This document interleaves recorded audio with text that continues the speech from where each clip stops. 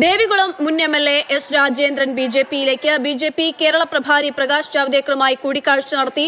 ഡൽഹിയിലായിരുന്നു കൂടിക്കാഴ്ച. അനൂപ് ദാസ് ഡൽഹിയിൽ നിന്നും പ്രകാശ് ജാവ്ദേക്കറുടെ വീടിന് സമീപത്ത് നിന്ന് അനൂപുണ്ട്. ഒപ്പം തന്നെ ജെയിനസ് രാജു ഇടുക്കിയിൽ നിന്നും വിവരങ്ങളുമായുണ്ട്.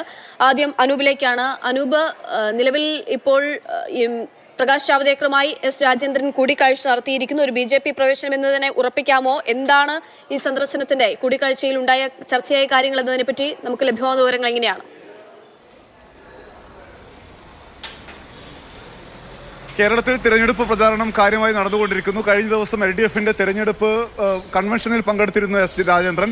ആ ഘട്ടത്തിൽ രാജേന്ദ്രനെ CPM-മായി വീണ്ടും എടുക്കുന്നു, അല്ലെങ്കിൽ CPM പ്രവർത്തനങ്ങളിലേക്ക് വീണ്ടും വരുന്നു എന്ന നിലയിലുള്ള വിലയിരുത്തലുണ്ടായിരുന്നു. പക്ഷേ അതല്ല സ്ഥിതി എന്ന് കൃത്യമായും വ്യക്തമാക്കുന്ന വിവരമാണ് ഡൽഹിയിൽ നിന്ന് പറയാൻ കഴിയുന്നത്. ഇവിടെ പ്രകാശ് ജാവ്ദേക്കറുടെ ഡൽഹിയിലുള്ള വീട്ടിൽ ഇന്ന് ഉച്ചയ്ക്ക് 1:45 എസ് രാജേന്ദ്രൻ എത്തിയത്. 2:45 വരെ കൂടിക്കാഴ്ച നീണ്ടു. 2:45 വരെ നീണ്ട 1 മണിക്കൂർ നീണ്ട കൂടിക്കാഴ്ചയിൽ പ്രധാനമായും ഈ BJP പ്രവേശനം തന്നെയാണ് ചർച്ചയായതെന്നാണ് മനസ്സിലാക്കാൻ കഴിയുന്നത്. അദ്ദേഹം ഇവിടെ വന്ന് തിരികെ പോകുന്ന സമയത്ത് എൻ്റെ സഹപ്രവർത്തകരിൽ ചിലർ ഇവിടെ ഉണ്ടായിരുന്നു.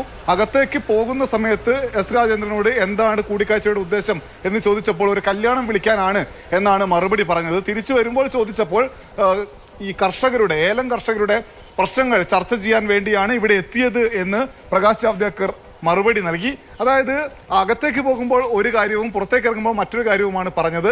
കേരളത്തിൽ തിരഞ്ഞെടുപ്പ് പ്രചാരണം കാര്യമായി നടക്കുകയും പ്രകാശ് ജാവ്ദേക്കറെ നടക്കുന്ന സമയത്താണ് പ്രകാശ് ജാവ്ദേക്കറെ കാണാൻ വേണ്ടി ഇവിടെ എസ് രാജേന്ദ്രൻ എത്തിയത്. ഇതിലെ പ്രധാനപ്പെട്ട ഒരു കാര്യം, കേരളത്തിൽ തിരഞ്ഞെടുപ്പ് പ്രചാരണം നടക്കുന്നു, എസ് രാജേന്ദ്രൻ BJPയിലേക്ക് പോകാൻ സാധ്യതയുണ്ട് എന്ന ചർച്ചകൾ നടക്കുന്നു. ഒപ്പം തന്നെ ഒരു BJP നേതാവ് എസ് രാജേന്ദ്രനെ വീടിനെത്തി കാണുന്ന സ്ഥിതി ഉണ്ടാവുന്നു. ഇതൊക്കെ നിൽക്കുന്ന സമയത്താണ് ഇവിടെ വന്ന് കേരളത്തിന്റെ ചുമതലയുള്ള BJP നേതാവിനെ എസ് രാജേന്ദ്രൻ കാണുന്നു. അതുകൊണ്ട് തന്നെ ഇപ്പോഴത്തെ ഘട്ടത്തിൽ ഉറപ്പിക്കാൻ കഴിയുന്ന കാര്യം എസ് രാജേന്ദ്രൻ BJPയിലേക്ക് പോകുന്നു എന്നത് തന്നെയാണ്.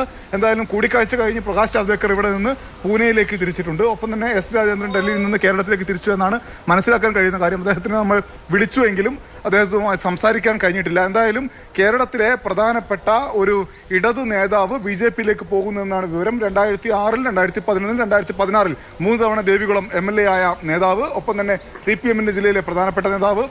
അതിനുശേഷം 2022 CPM നടപടി സ്വീകരിക്കുന്നത്. 1 വർഷത്തേക്ക് ദേവികുളത്തിലെ ഇപ്പോഴത്തെ MLA രാജയുടെ തിരഞ്ഞെടുപ്പുമായി ബന്ധപ്പെട്ട് രാജയെ തോൽപ്പിക്കാനുള്ള ശ്രമം എസ് രാജേന്ദ്രൻ നടത്തിയെന്നായിരുന്നു പ്രധാനപ്പെട്ട ആരോപണം. അതിനുശേഷം പാർട്ടി സജീവമായിരുന്നില്ല. ഇപ്പോൾ BJPയിലേക്ക് തന്നെ എന്ന സൂചനയാണ് ഡൽഹിയിൽ നിന്ന് എനിക്ക് നൽകാൻ കഴിയുന്നത്.